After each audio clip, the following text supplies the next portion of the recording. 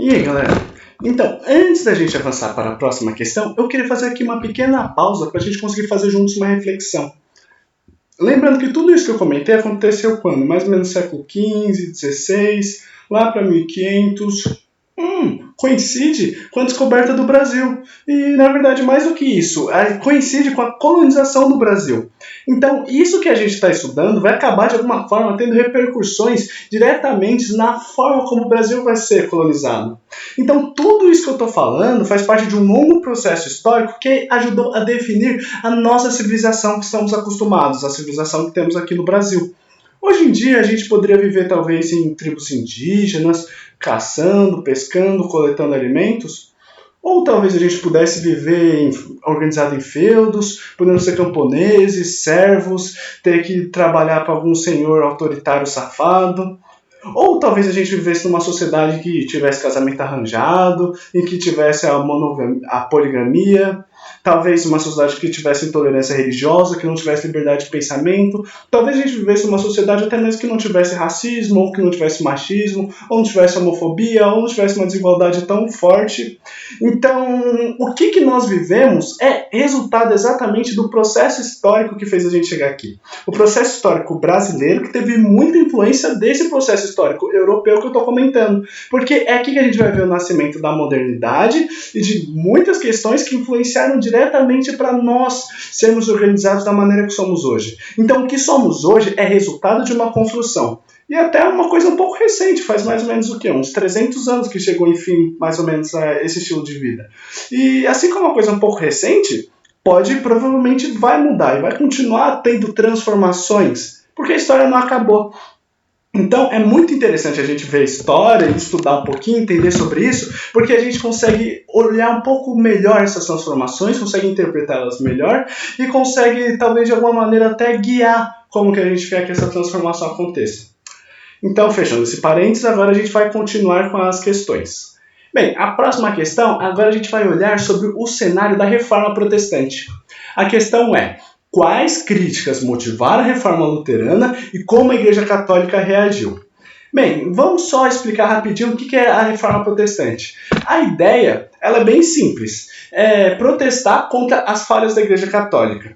Então, durante esse período que estavam mudando as concepções e que a Igreja Católica estava tendo certas falhas, a ideia foi construir uma nova igreja diferente da Igreja Católica e que tivesse consertado as falhas que tinham na Igreja Católica. É assim que a gente viu nascer todas as redes das igrejas protestantes, que hoje em dia são conhecidas como igrejas evangélicas, que são separadas em várias igrejas diferentes, congregação, universal, e que cada uma tem como origem alguma seita diferente, alguma divergência teológica diferente.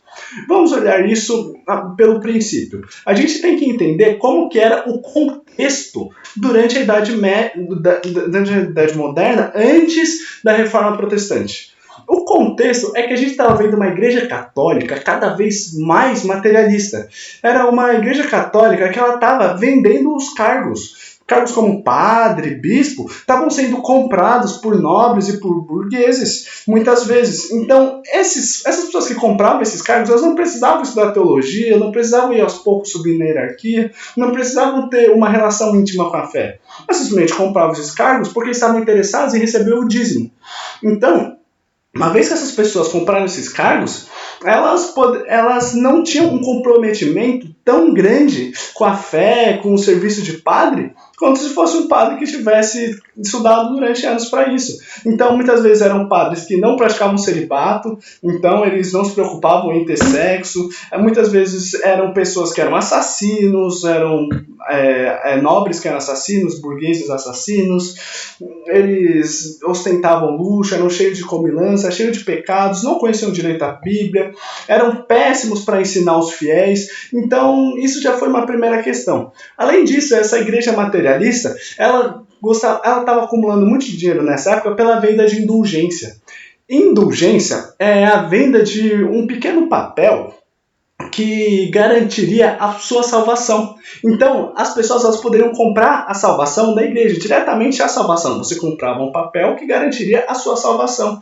Então, a sua salvação não seria pelo que você tivesse no seu coração, não seria pela sua bondade, não seria por você ser um bom cristão, mas seria simplesmente por você ter comprado um pedaço de papel. E nesse contexto, a Igreja Católica ela estava se tornando extremamente luxuosa.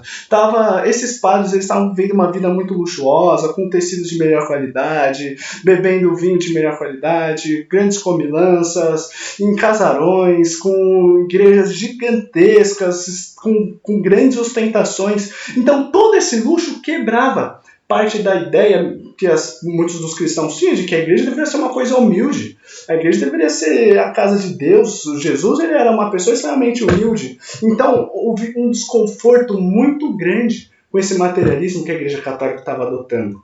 E esse desconforto veio principalmente por parte dos grupos dos humanistas, às vezes dos renascentistas, dos intelectuais, era na mesma época. Então eles estavam olhando isso tudo e não estavam sentindo que essa era como a Igreja Católica deveria se comportar. Além disso, tinha mais uma questão que incomodava muito os intelectuais, que era que a missa ela era rezada em latim. Os padres, eles liam a Bíblia e rezavam em latim. Então, grande parte das pessoas nem sabiam o que estavam falando, não sabiam o que estavam ouvindo, não sabiam o que estava escrito na Bíblia. Elas não tinham como saber porque estava escrito em latim e a Igreja Católica proibia de ser traduzido. Se as pessoas não conseguiam ler, elas não conseguiam ter uma interpretação própria. A interpretação das pessoas, dos fiéis, dependia de passar pela Igreja Católica. E isso era horrível para os humanistas. Porque para eles, os racionalistas, as pessoas elas deveriam ter a capacidade de interpretar a igreja, de interpretar a Bíblia por conta própria. Elas deveriam conhecer os mandamentos, elas poderiam ter a capacidade de questionar e de contestar. Então, esse era um contexto de uma certa insatisfação crescente na Europa contra a Igreja Católica. A princípio, não era uma ameaça tão séria, até que virou uma ameaça séria. Bem, a gente vai ver um personagem muito importante que ele é o herói da Reforma Protestante, Martinho Lutero. O Martinho Lutero, ele era um padre fervoroso, com uma fé poderosa, e realmente ele estava muito preocupado com as questões teológicas e com o que a Igreja Católica estava se tornando. Ele tinha uma série de críticas muito severas contra o comportamento da Igreja Católica. Entre essas críticas tinha a crítica contra as indulgências. Ele criticava a doutrina da salvação pelas obras, ele criticava a ignorância dos padres e fiéis, e ele dizia que o Papa pode errar. Bem, tem dois conceitos aqui que eu acho que eu preciso explicar para vocês, que é a questão da salvação pelas obras e do Papa pode errar.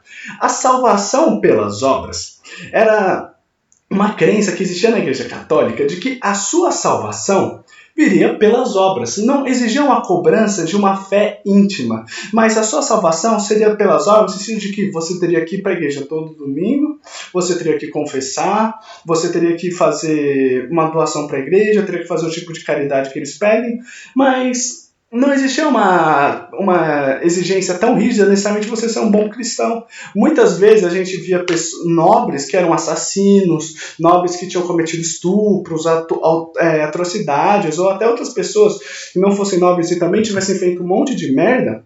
Quando estivessem próximas da morte, era comum o hábito de fazer uma doação, uma grande doação e generosa para a Igreja Católica. Então a Igreja Católica olhava para você, não, tudo bem, você vai ser salvo pelas suas obras. Então era essa fé que estava tendo pela Igreja Católica de que bastava as obras para você ser salvo. A outra questão é que a Igreja Católica vendia a ideia de que o Papa não podia errar, de que o Papa ele era infalível, de que toda a doutrina católica era infalível, a doutrina dos santos, a doutrina do purgatório, a doutrina da salvação pelas obras, que toda a doutrina católica era infalível, porque a doutrina católica ela era a representante direta de Deus na Terra, era a casa de Deus, e nenhuma salvação seria possível sem a Igreja Católica, porque ela era a dona absoluta da verdade inquestionável. E isso Lutero criticou. Lutero teria dito que não. A Igreja Católica pode errar sim, o Papa pode errar sim. Então a gente tem que rever, a gente tem que pensar essas coisas. E a princípio, o que ele sugeria era uma reforma na Igreja Católica. Não era nada de tão espantoso assim. Só que quando o Papa viu, ele achou que esse cara tava louco. Não, mano, você tá vindo com ideia errada aqui, irmão. Que papo é esse de que eu posso errar, querendo mudar as nossas doutrinas, querendo acabar com as indulgências? Tá louco? Sai dessa. Então, o Papa, ele fez uma forte pressão para que Lutero parasse com as suas críticas. Mas Lutero não parou. Ele, na verdade, no ano de 1517, ele foi além. Ele chegou na porta de uma igreja de uma cidade alemã, de uma cidade extremamente movimentada, e ele pregou lá as 95 teses de Lutero, famosíssimas. Nessas 95 teses, ele reescreveu e colocou lá todas as suas críticas contra a Igreja Católica. Então, essas críticas eram críticas realmente pesadas. Em uma delas, ele teria dito o quê? Aquele que dá aos pobres ou empresta aos necessitados faz melhor que se comprasse indulgências. Então, ele está criticando aqui as indulgências. Então, eram críticas muito sérias à autoridade do Papa, à autoridade católica, às indulgências. Então, o que ele estava fazendo era criticando a Igreja Católica, a Santa Igreja Católica. A Igreja Católica não pode errar. A Igreja Católica ainda não tinha acabado a Inquisição. Então, ela não tolerava críticas. O que eles enxergaram é que isso foi uma grande heresia. Lutero, ele foi condenado. Ele tinha que ser levado a Roma, onde ele seria julgado, e provavelmente ele seria levado à fogueira. Então, o Lutero viu isso, ele já ficou meio em choque, e o que ele tentou fazer foi fugir. Ele fugiu na Alemanha e procurou proteção de um príncipe. E esse príncipe protegeu Lutero. Enquanto Lutero estava ali sob proteção, sentindo que a Igreja Católica estava tudo errado, que esse mundo está tudo errado, não. Ele decidiu tomar uma atitude. E a sua atitude foi o desenvolvimento de uma nova teologia. A teologia que Lutero desenvolveu conseguiu dar base a uma nova religião, que era o luteranismo. A teologia dele, ela dizia que a salvação seria garantida pela fé, então não pelas suas obras, não que você fazia superficialmente, mas para você ser salvo, você tinha que ter uma fé sincera, dentro do seu coração, do que é uma fé sincera diante de Cristo, uma fé sincera de Deus, de fazer tudo que Deus quer, e assim, se você tem essa fé sincera, você naturalmente vai ter boas obras. Então, o importante não é as obras, mas é você ter uma fé. Então, a salvação da sua alma, Deus terá misericórdia de você por causa da sua fé em Deus. Outra coisa que ele pregava na sua teologia era o conhecimento universal das Escrituras. Era que todas as pessoas pudessem ter acesso às Escrituras, à Bíblia. E para fazer isso, ele inclusive tomou uma iniciativa. Ele começou a traduzir a Bíblia do latim para o alemão. Então, assim, pelo menos alguns alemães conseguiriam ter acesso à Bíblia, conseguiriam saber por conta própria, interpretar por conta própria a Bíblia. Ele tinha a intenção de defender o conhecimento universal das Escrituras. Você deveria conhecer, e conhecendo, você interpretaria a Bíblia por conta própria, não dependendo do padre, não dependendo da Igreja Católica. E ele tinha mais uma crítica também muito severa. A Igreja Católica que fez parte da sua teologia, que foi a questão dele eliminar os santos. Na Igreja Católica era muito comum o quê? O culto aos santos, você pedir milagres para santos, você pedir proteção para santos ao invés de Deus. Então, para ele, isso era um tipo de idolatria, tá errado, isso nem estava escrito na Bíblia. Então foi uma crítica muito severa também. Gente, essa crítica, ele praticamente fundou uma nova igreja. E foi isso que aconteceu. Foi assim que foi fundada a primeira igreja protestante, que era a Igreja Luterana. Então, sob a proteção desse príncipe, ele fundou uma nova igreja com esses novos preceitos, e essa igreja ela foi duramente reprimida pela Igreja Católica, mas mesmo assim ela não sumiu, porque essa igreja ela teve a proteção desse príncipe alemão. Depois, pouco a pouco, muitos príncipes alemães, esses nobres, eles foram adotando a doutrina luterana, e o luteranismo foi se expandindo. Então, a partir desses nobres que adotavam o luteranismo foi passado também para os camponeses. Daqui a pouco a gente vai entender quais foram essas motivações.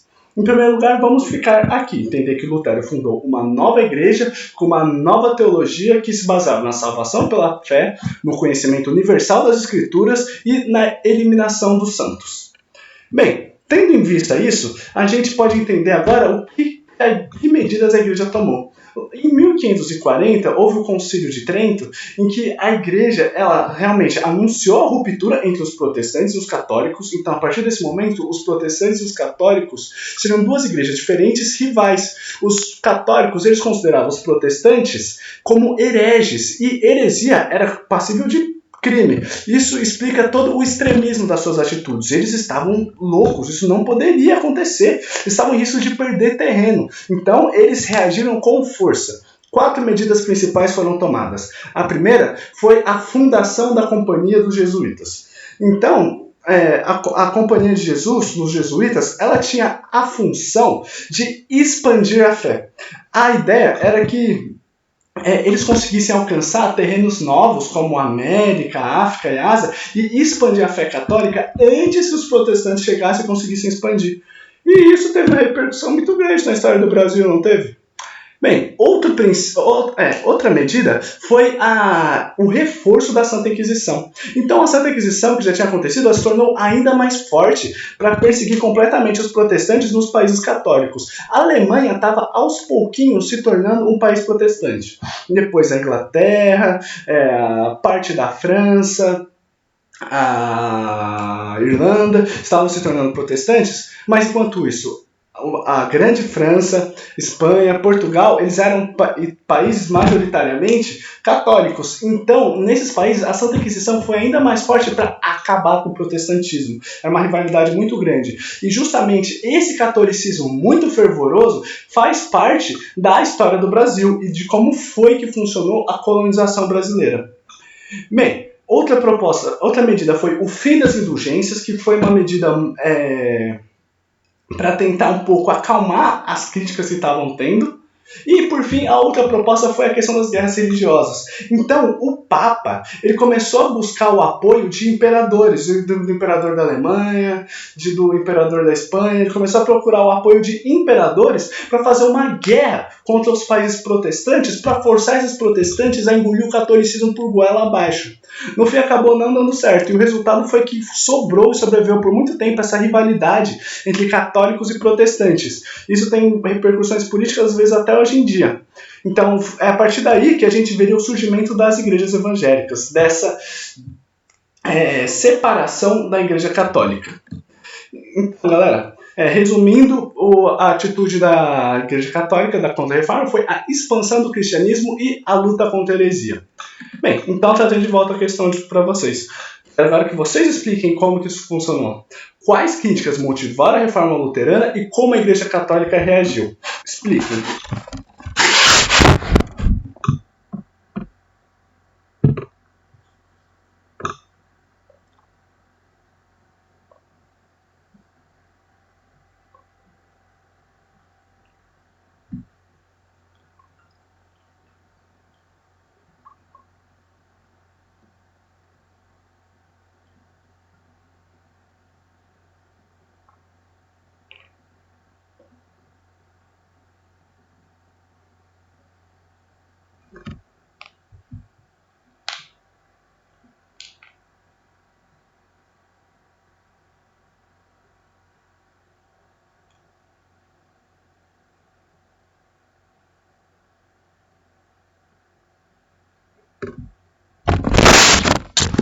Vamos lá, galera, passando enfim para a última questão agora.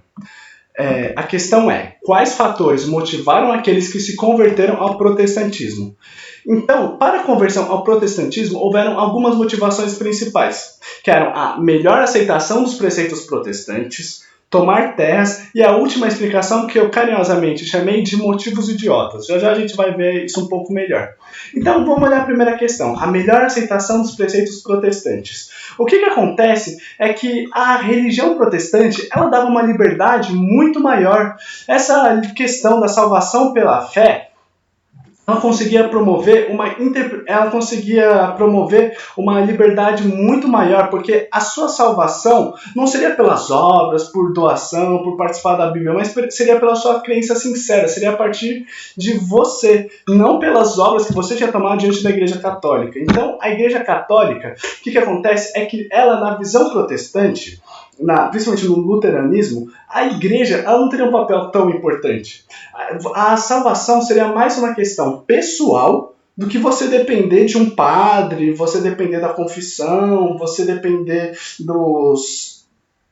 fazer os sacramentos. Então, a salvação seria mais uma coisa pessoal, que deixava uma liberdade muito maior. Outra questão que também atraiu muito da liberdade religiosa foi a livre interpretação da Bíblia.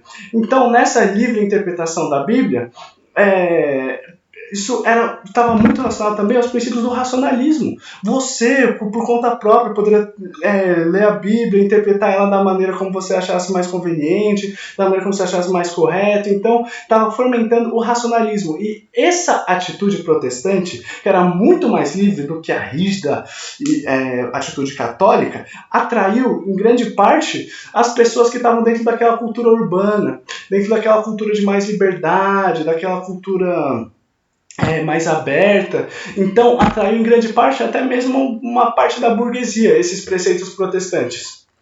E porque eles estavam muito mais adaptados ao mundo moderno do que aos preceitos católicos. Então, em parte, a criação do protestantismo não seria só uma iniciativa de Martinho Lutero, mas seria o atendimento de interesses que realmente existiam. O mundo moderno precisava de uma religião mais moderna.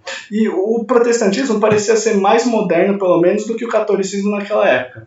Moderno, eu quero dizer, adaptado para o mundo moderno, não de mais... Vocês entenderam? E a outra questão que atraiu muitos, que fez uma melhor aceitação dos preceitos protestantes, é a doutrina da predestinação. A doutrina da predestinação é uma coisa um pouco complicada. João Calvino, ele tinha conhecido o luteranismo, só que ele discordou de algumas coisas. Então ele acabou fundando a sua própria religião, a sua própria igreja. E a sua própria igreja tinha seus próprios fundamentos, que eram um pouco diferentes dos fundamentos do luteranismo. Ele não era católico, mas ele discordou de algumas coisas do luteranismo, e assim que surgiu uma das principais separações dentro da própria religião protestante. O que explica que hoje em dia nós tenhamos tantas religiões evangélicas, igrejas evangélicas diferentes, como por exemplo a Igreja Universal, a Igreja Presbiteriana, a Igreja da Congregação, etc. Então, o João Calvino, ele vai trazer uma nova religião que muitos chamariam de calvinismo, uma nova igreja que muitos chamariam de calvinismo. O preceito dessa igreja é a doutrina da predestinação. Ela era simples, ela dizia que o eleito vai seguir o caminho de Deus e vai receber sinais de que será salvo. O que ele diz é que Deus ele já sabe aqueles que vão ser salvos e aqueles que não vão ser salvos. Porque ele é onisciente, ele sabe de tudo. Então, aqueles que serão salvos após a morte são os eleitos. Os eleitos são aqueles que vão seguir adequadamente os preceitos de Cristo e de Deus. Então, a ideia é assim.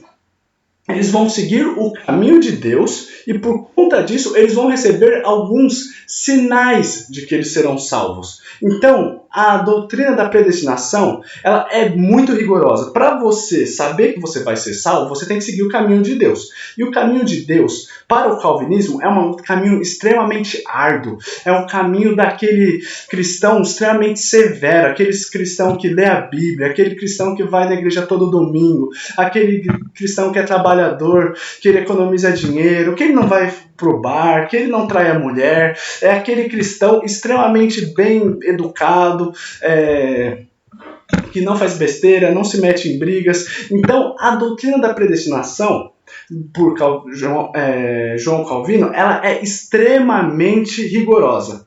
Então, aquele que seguisse certinho todo esse caminho de ser um trabalhador, de ser uma pessoa séria, de ler a Bíblia, de ir à igreja, praticar esportes, ter uma boa alimentação, aquele que seguisse certinho todos os caminhos de Deus, ele começaria a receber sinais. E esses sinais é o que demonstraria para esse cristão, dentro da doutrina da predestinação, que ele é um dos salvos, ele é um dos eleitos. Então, ele vai receber um dos sinais, os mais importantes, é saúde, é bem-estar no casamento e prosperidade.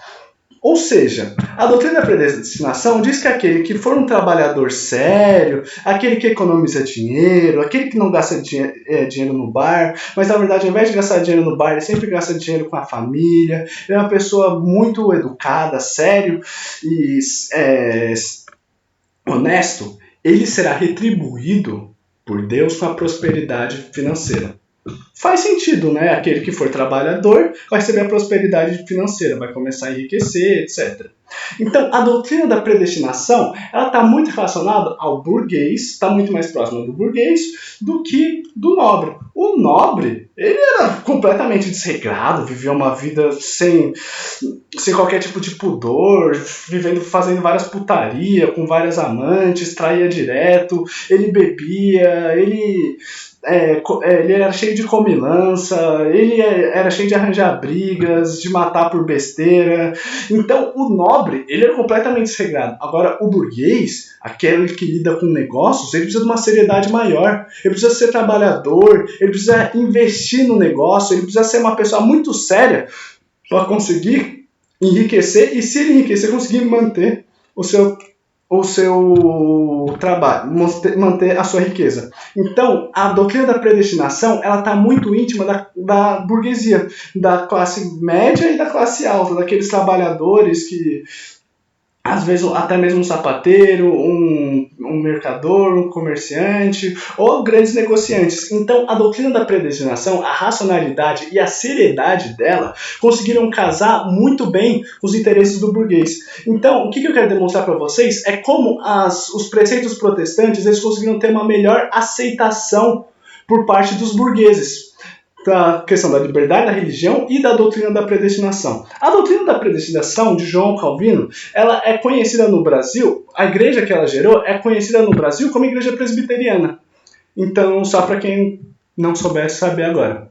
Bem, eu comentei outra motivação, que era a tomada de terras da Igreja Católica. Essa motivação foi muito importante da Alemanha. Lembra que eu falei que os príncipes tinham protegido Lutero e os príncipes continuaram cada vez mais expandindo a religião luterana? O que acontece? Quando você se converteu ao luteranismo, você converteu também o Estado e o povo ao luteranismo. Então, quando um príncipe se converte ao luteranismo, ele acaba com a Igreja Católica. Então, se a Igreja Católica não é mais a igreja oficial, o que você faz? Você toma as terras dela, é lógico, confisco de terras. Então, com a conversão ao protestantismo, muitos reis, muitos nobres conseguiram tomar terras da Igreja Católica e expandir a sua terra. O resultado dessa expansão constante foram guerras religiosas intensas que aconteceram na Europa, por causa de toda essa rivalidade. Então, como eu tinha comentado, faz parte das propostas da Contra-Reforma. Então, de 1524 até 1627, foram épocas de muitas guerras religiosas ao longo de toda a Europa. Com muito sangue, muita violência, muitas pessoas morreram. Então, eram os protestantes lutando contra os católicos. E é nesse contexto que aconteceu a colonização do Brasil. Talvez o professor provavelmente deve ter comentado alguma coisa sobre. Bem, e o último motivo que eu comentei com vocês era aquele que eu chamei de motivos idiotas. O que acontece? O rei da Inglaterra, Henrique VIII, ele queria se divorciar de sua esposa. E segundo a Igreja Católica, naquela época, o divórcio ele era proibido. Então, se ele queria se divorciar da sua esposa para conseguir se casar com outra mulher, que era sua amante, para ele conseguir se divorciar dela, o que ele fez? Ele acabou com a Igreja Católica e criou uma nova igreja, que era a Igreja Anglicana, que é a igreja que vai reinar durante a Inglaterra a partir do século XVI. Então, ele simplesmente criou uma nova igreja para poder casar com uma outra mulher? Isso parece meio idiota, por isso que eu chamei de motivos idiotas. O que eu quero falar para vocês é que, na verdade, não foi bem esse o motivo. Muitos historiadores, em vídeos que você pode ver por aí, vão demonstrar isso, que o Henrique VIII ele apenas começou uma nova religião para se divorciar. Mas, na verdade, gente, o Henrique VIII ele não agiu sozinho. Existiam interesses por trás. Existia um interesse de tomar terras da igreja, como aconteceu em outros lugares, e de reduzir a influência do Papa. Isso aqui foi só um exemplo rápido para demonstrar para vocês que a gente tem que desconfiar um pouco quando as coisas parecem muito fáceis. Quando parece que o Bolsonaro age sozinho, o presidente não age sozinho. Quando o presidente toma uma decisão, sempre ele está atendendo ao interesse de pessoas, senão pessoas poderosas tiram ele do poder. Então, nunca nenhum político ele age sozinho. Você tem que entender o que acontecia por trás das estratégias que ele estava tomando. Então, o que eu quero demonstrar para vocês é que o Henrique VIII ele não criou a igreja anglicana só porque ele queria se divorciar da sua esposa. Isso é um motivo muito idiota. Tinha motivos maiores por trás. E essas são as principais motivações que eu comentei. A familiaridade entre o protestantismo e o pensamento burguês, o interesse de tomar terras e os motivos idiotas. Bem, galera, depois de tudo isso, agora eu devolvo a questão para vocês. Quero que vocês me expliquem quais fatores motivaram aqueles que se converteram ao protestantismo.